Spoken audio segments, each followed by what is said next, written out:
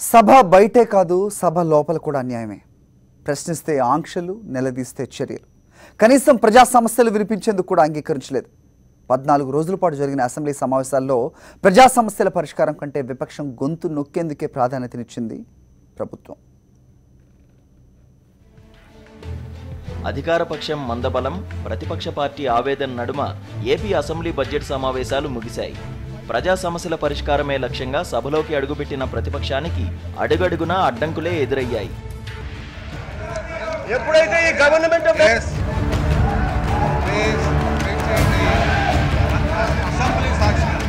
నెల్లూరులో ఒక చోటనే జరిగింది కూడా కాదు అధ్యక్ష. ఇది నెల్లూరులో ఒక చోటే కాదు జరిగింది అధ్యక్ష. 9:25 పేపర్ పోయింది సార్.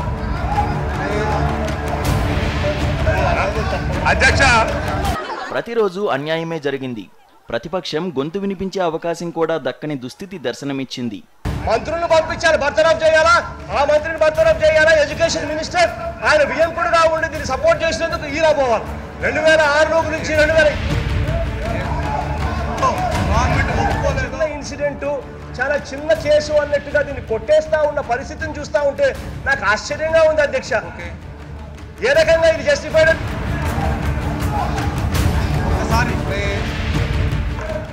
చంద్రబాబు నాయుడు అన్న మాటలు అధ్యక్ష.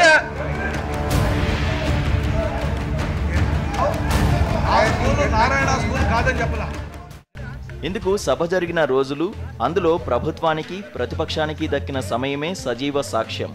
నిజానికి ప్రధాన ప్రతిపక్షానికి ఏ సభలోనైనా అధిక సమయం కేటాయిస్తుంటారు. ఎందుకంటే ప్రజా సమస్యలను సభ దృష్టికి తీసుకురావడం వారి విధి. కానీ ఏపీ శాసనసభలో ఇందుకు పూర్తి విరుద్ధమైన పరిస్థితి కనిపించింది. మొత్తం 14 రోజులు అసెంబ్లీ సమావేశాలు జరగ్గా ప్రతిపక్ష నేతకు మాట్లాడేందుకు ఇచ్చిన సమయం కేవలం 3 గంటల 46 నిమిషాలే. ఇక సభ నాయకుడు, ముఖ్యమంత్రికి ఏకంగా 8 గంటల 19 నిమిషాల సమయం ఇచ్చారు. 67 మంది సభ్యులతో శాసనసభలోకి అడుగుపెట్టిన ప్రతిపక్ష నేత వైఎస్ జగన్మోహన్ రెడ్డికి ఇచ్చిన సమయంతో సరిసమానంగా టీడీపీ మిత్రపక్షం బీజేపీకి ఇచ్చారు. నలుగురంటే నలుగురే ఉన్న బీజేపీ శాసనసభాపక్ష నేత విష్ణుకుమార్ రాజుకు ఏకంగా 3 గంటల 13 నిమిషాలు సమయాన్ని కేటాయించడం ప్రతిపక్షంపై అధికార పక్షానికి ఉన్న పక్షపాతాన్ని తేటతెల్లం చేస్తోంది. 14 రోజుల పాటు జరిగిన శాసనసభ సమావేశాల్లో అధికార తెలుగుదేశం పార్టీకి మొత్తం 42 గంటల 9 నిమిషాలు కేటాయించారు. ప్రధాన ప్రతిపక్షానికి కేవలం 12 గంటలు మాత్రమే ఇచ్చారు. బీజేపీకి 3 గంటల 32 నిమిషాలు, ఇండిపెండెంట్లకు 14 నిమిషాలు, నామినేటెడ్ ఎమ్మెల్యేకు 1 నిమిషం సమయం కేటాయించారు. ఇక శాసనసభ మొత్తం 14 రోజులు పనిచేయగా సభ 57 గంటల 56 నిమిషాల పాటు జరిగింది. 47 మంది సభ్యులు మాట్లాడారు. మొత్తం 16 బిల్లులు ప్రవేశపెట్టారు. 21 బిల్లులను పాస్ చేశారు. ప్రజా సమస్యల పరిష్కారమే లక్ష్యంగా అడుగుపెట్టిన ప్రతిపక్షానికి చాలా తక్కువ సమయం కేటాయించడంపై విమర్శలు వ్యక్తమవుతున్నాయి. విపక్షానికి సరిపడా సమయం ఇవ్వకుంటే ప్రజా గొంతుకును ఎలా వినిపించగలుగుతారని ప్రశ్నిస్తున్నారు.